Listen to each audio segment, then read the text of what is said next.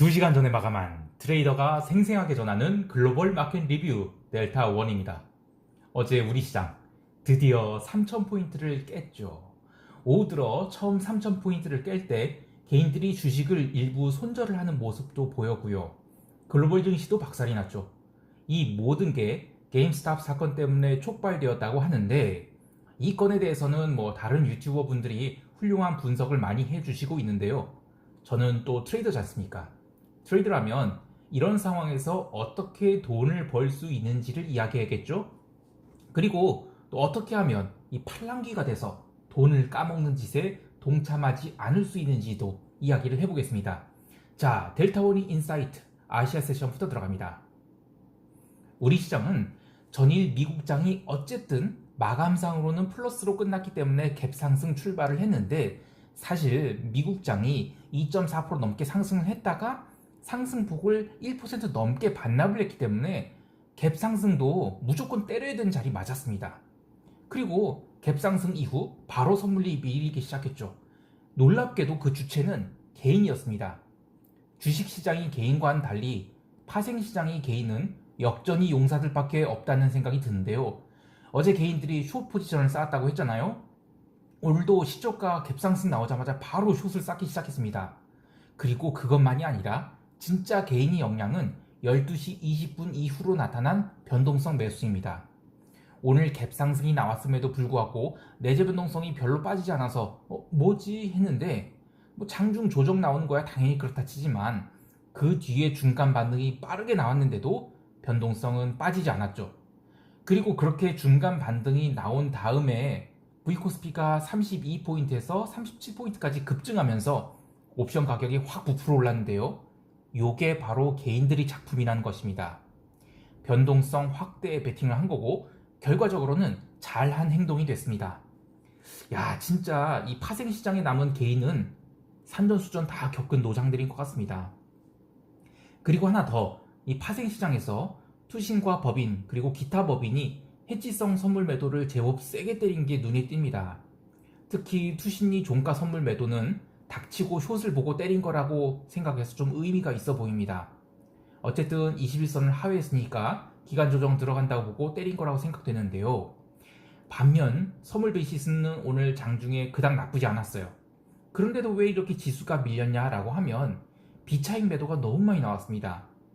이번 주 화요일 영상 보시면 외국인들이 선물 베이시스를 마이너스 3.85포인트까지 까면서, 즉 그만큼 비용을 비싸게 지불하면서 선물 매도를 쌓았다고 얘기했었죠. 그렇게 숏 포지션을 쌓은 뒤에는 선물 베이시스가 그닥 나쁘지 않았어요. 오히려 그 다음부터는 이 옵션으로 구성된 합성 선물이 시장을 움직였죠. 오늘도 마찬가지였는데요. 장중에 선물 베이시스는 그렇게 나쁘지 않았습니다. 따라서 차익 매도는 얼마 안 나왔어요. 그럼 뭐가 문제냐? 비차익 매도가 엄청 나왔습니다. 그러니까 오늘의 시장은 개인이 주식 매수세보다 외국인과 기관이 주식 매도세가 훨씬 강해서 시장을 뭉갰다라고 해야 될 겁니다.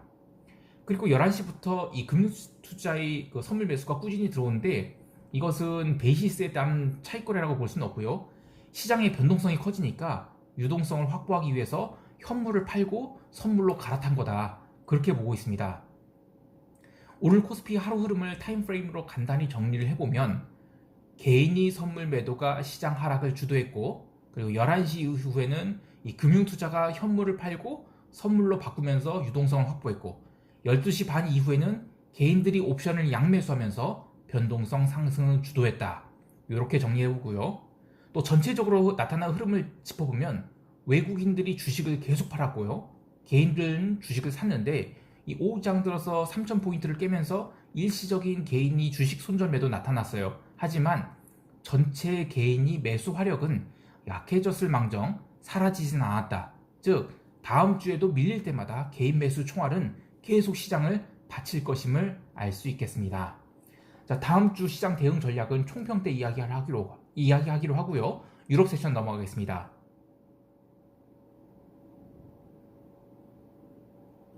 유럽 증시는 한마디로 계속 이 패시브한 흐름을 보여줬다라고 할 수 있겠는데요.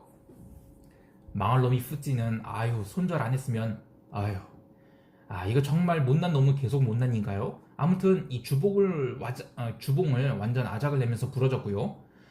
독일은 생각만큼 부러지진 않았습니다. 이미 오픈할 때부터 갭다운 나온 상황이라서 오히려 장중에는 여러 차례 반등을 시도했는데요. 선물 일봉이야 뭐 음봉으로 끝났지만 현물 일봉은 갭다운 후 윗골이 달린 봉이라서 이제 다음 주에는 언더가 나올 경우 오히려 롱으로 대응할 수 있는 그런 좋은 기회가 생길까 합니다. 그리고 지금 유럽이 가장 큰 이슈는 뭐 백신 문제로 티격태격하는 것도 있겠지만 계속 이 유로화 강세를 막으려는 흐름들이 있어요. 어제는 네덜란드 중앙은행 통제가 얘기했고 오늘은 아일랜드 중앙은행 총재가 인터뷰를 하면서 또 금리나 어쩌저쩌고 얘기를 했죠. 이 발언 자체는 대단히 폴리티컬한 발언이라서 이걸 고지고대로 해석할 수는 없고 여지는 좀 남겨뒀다라고 할 수 있습니다. 그러니까 3월에 우리가 어떻게 하는지 보라고요. 이 이야기는 일종의 경고성 발언이 되겠는데요. 너네들 자꾸 유로화 강세 조장하지 마. 그렇게 되면 3월에 우리 금리 인하 해버릴 거야? 뭐 이런 식이죠. 트레이더는 이걸 어떻게 해석해야 될까요? 통화시장 자체만 놓고 보면 3월까지는 유로화를 트레이딩 바이 해야 되는 거예요. 그래서 유로화가 쌍봉쯤 만들려고 할 때 이들이 인내심을 테스트할 겁니다. 근데 오히려 그 전에 밀린다? 그럼 이게 펀더멘털리 유로 숏인지 아니면 단지 달러 숏에 베팅한 애들이 포지션을 언와인딩해서 그런지 그런 확인이 필요한데요. 그건 증시 반응에 따라서 해석을 달리해야겠죠? 자, 간단히 요약해보면 지금 유로화는 계속 에너지를 모으면서 가만히 있고 있습니다. 그런데 증시는 유로존 자체 이슈에 따라서 뭐 글로벌 리스크 오프로 먼저 밀렸다. 그러니까 증시만 먼저 움직인 거예요. 통화는 가만히 있는데 그런 상황에서 2월에 유로화가 상승하고 또 증시도 반등한다. 그러면 유럽이 펀더멘털 개선이 분명히 투자자들을 불러오고 있는 거죠. 그리고 반대로 이 유로화 하락 그리고 증시 하락 이렇게 나오면 이건 유럽만이 문제가 아니라 글로벌 하락 조정이 나오는 건데 저는 그럴 가능성은 낮다고 봐요. 그리고 그 사이에 낀 어중간한 시츄에이션들 그러니까 뭐 유로화 하락 그리고 증시 반등 또는 유로화 상승의 증시 하락 이런 것들은 그냥 시장 보면서 대응해야겠습니다. 그 외에 커머디티 간단히 보면 LME 카파는 이 8,000달러가 저항선이 돼버렸어요. 그래서 연속해서 밀리기 시작했고요. 또 기름도 유럽 세션 초반에서 롱 들어오면서 미국 세션 시작할 때까지는 되게 강세를 보여서 또 53불 돌파하느냐 마느냐 했는데 다시 52달러로 밀렸어요.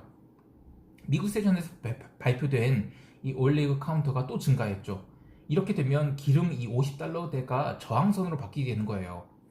2월 첫째 주가 기름 옵션 만기인데 일단은 팩트를 보면 윗뚜껑 닫았다라고 봐야 되겠습니다.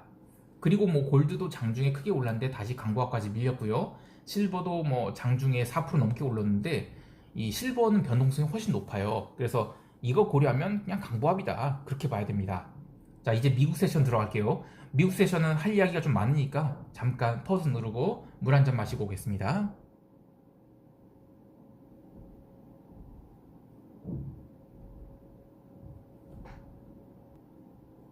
요즘 뭐 주가 움직임이 FOMC도 묻히고 오늘 발표된 뭐 코어 PCE 인덱스나 시카고 PMI 그리고 미시간대 소비자 심리지수 뭐 이거 다 지표 묻혔어요.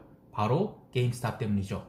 그래도 경제 지표 간단히 정리하면 전반적으로 지표가 계속 좋게 나오고 있어요. 물가 오르고 있죠. 고용 지표 좋아지고 있죠. 소득도 증가하고 있죠. 뭐 시카고 PMI도 잘 나오고 있고. 미시간대 소비자 심리지수가 컨센 조금 하회했는데 이것도 나쁘다고 할 수는 없어요. 요지는 미국 경제 좋습니다. 지금 뭐 주식 밀린다고 쫄 게 아니에요. 어닝도 마찬가지예요. 전일 발표된 실적들 기름회사 빼곤 다 좋게 나왔습니다. 그러니까 게임스탑 같은데 정신 팔리고 있어서 주식이 밀릴 때 롱을 잡아야 한다는 겁니다. 물론 트레이딩에 대한 어떤 타이밍 문제는 좀 다른 얘기인데 어쨌든 롱이라는 겁니다. 여기서 뭐 숏을 쳐서 먹으려고 하는 거는 오히려 상승장에서 보면 뻘짓하는 게 될 수 있어요. 자, 뭐 디테일한 얘기는 후반에 하기로 하고 게임스탑 이야기를 할게요. 그 유튜버 중에 뭐 김단태 님이 게임스탑 이야기는 사실은 조금 이 포퓰리즘의 시각이에요. 그래서 저는 트레이더나 인베스터에게는 도움이 안 된다고 보고요. 그냥 재미로 봐야 됩니다. 그리고 이효성 님의 이야기는 인베스터에 대한 도움이 되는 이야기예요. 하지만 이 델타원 이야기는 트레이더에게 도움이 되는 이야기 그런 걸 좀 해보고 싶어요.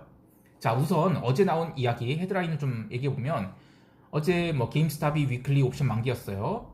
그러면서 야 뭐 감마 스퀴즈 뭐 콜 커버링 나오지 않겠냐. 에휴, 뭔 개소리입니까. 자, 일단은 콜 옵션 320이 결제됐다라는 이야기가 헤드라인이에요. 그런데 이 새끼들 이 결제된 가격을 보고 좀 얘기를 하라고. 자, 옵션 판때기를 보면서 얘기하죠. 320 콜 옵션은 12.70으로 라스트 컷 됐어요. 325로 끝났으니까 현물이 라스트 컷에서도 더 밀렸고요.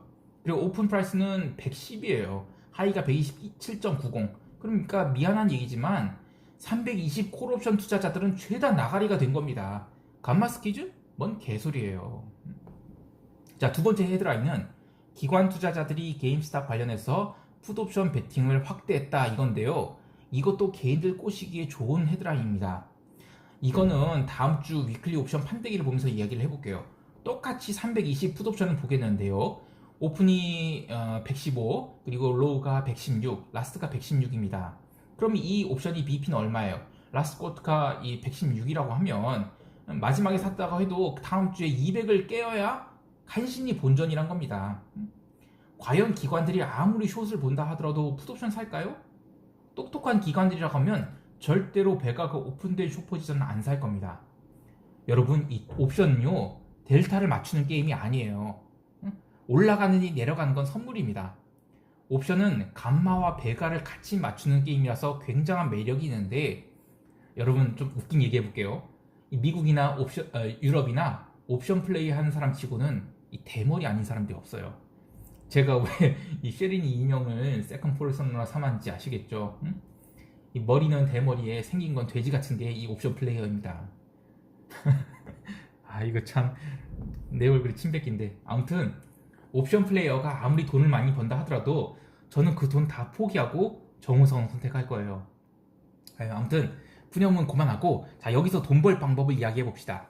자, 우선 게임스탑 시츄에이션이 어떻게 흘러갈 것인지 예측을 해보면, 저는 숏돌이들이 스퀴즈 당할 거라는 거에 동의하지 않아요. 또한 이 월스트리트 배치의 롱돌이들이 아작이 날 거라고 생각하지도 않아요.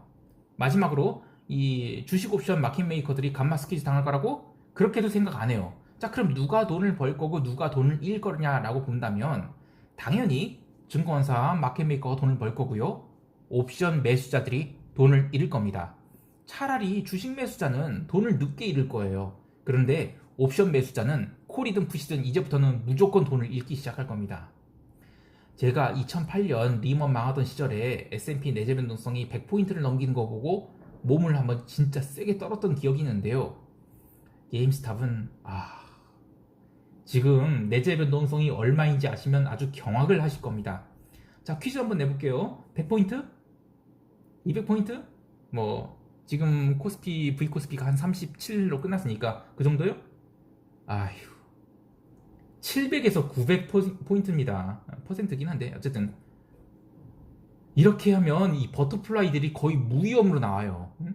이 옵션 트레이더들은 바로 감 오시죠? 이 탑을 어떻게 맞추든 간에 증거금 체계에 받쳐준다면 뭐 300이 됐든 200달러가 됐든 400달러가 됐든 뭐 스트라이크 프라이스는 자기가 마음대로 정하시고요. 적당히 찍어서 버터 짜주세요. 먼슬리도 짜도 되고 위클리도 짜도 되고요. 그냥 버터 짜고 뭉개세요. 실무적으로는 조금 더 어려운 얘기가 나올 수 있겠지만 뭐 구형 방법은 각자가 판단을 하고요. 단순히 뭐 롱, 숏 이렇게 방향성 플레이할 때가 아니란 겁니다. 미친 배가를 이용해서 돈을 버는 게 훨씬 더 돈이 되고요. 마음 편안한 플레이를 할 수 있습니다. 그리고 궁극적으로는 이 게임스탑 이슈가 과연 월스트리트 뭉갤 거냐? 아유, 그건 절대 아니에요.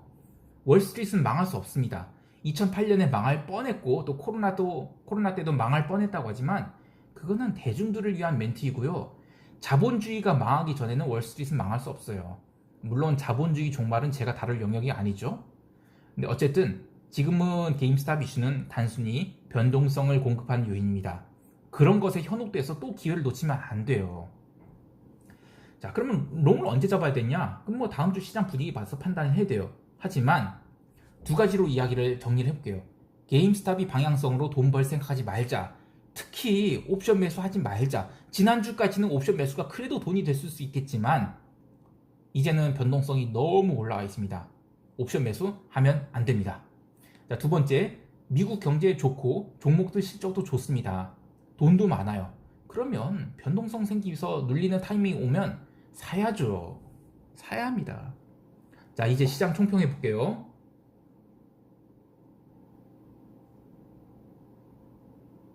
이 최근 시장이 골고루 눌린 건 사실이에요. 뭐 EM도 어제 2.61% 하락하고 뭐 변동성 많이 올라왔고 뭐 다 안 좋은 상황이지만 지표들은 나쁘지 않아요. 오히려 저는 진짜 걱정되는 게 이렇게 지수가 눌리면서 반등을 계속 못하고 있다가 제방 경제 지표 계속 좋게 나오는 거예요. 그러면 이 월스트리트과 메인스트리트이 간격이 좁아지게 되는데 메인스트리트는 살살 올라오고 월스트리트는 쫙 빠지면서 간격이 좁아지겠죠. 그때 또 테이퍼링 이야기 나와봐요. 그러면 시장이 충격을 받을 거예요.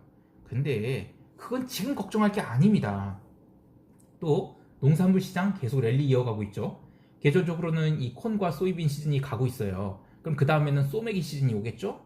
그러니까 농산물 가격은 곧 사이클 시클리컬하지만 어쨌든 인플레를 계속 얘기할 겁니다. 인플레는 곧 전체 자산 가격이 상승을 이야기하는 거고요. 주식도 예외는 아니에요. 그래서 조정은 매수의 기회다. 단지 델타를 오픈하고 롱을 담기는 부담스럽고요. 또 헤지를 해가면서 롱을 담아봐야 되는데 진짜 한번 세게 담아볼 때는 저는 2월 중후반 그때쯤엔 롱을 세게 담아봐야 된다고 생각을 해요. 아직은 좀 아닌 것 같고요. 근데 어쨌든 저는 헤지를 하면서는 롱 담아야 된다라고 생각합니다. 게임스탑 관련해서는 이 버터플라이 매수 같은 이 포지션 이거 실무적으로 어떻게 구성하냐 얘기를 해보면 아쉽게도 한국인 투자자는 주식 옵션 매도가 안 돼요. 그래서 한국 분들은 할 수 없고 또 이거는 증거금 스프레드가 돼야 매력적이죠. 그리고 스프레드가 안 되면 막 그렇게까지 뭐 거의 무위험이긴 한데 매력적인가? 그건 조금 뭐 퀘스천이에요. 그래서 어쨌든 교포분들은 한번 플레이해볼 해볼 만하다고 봐요.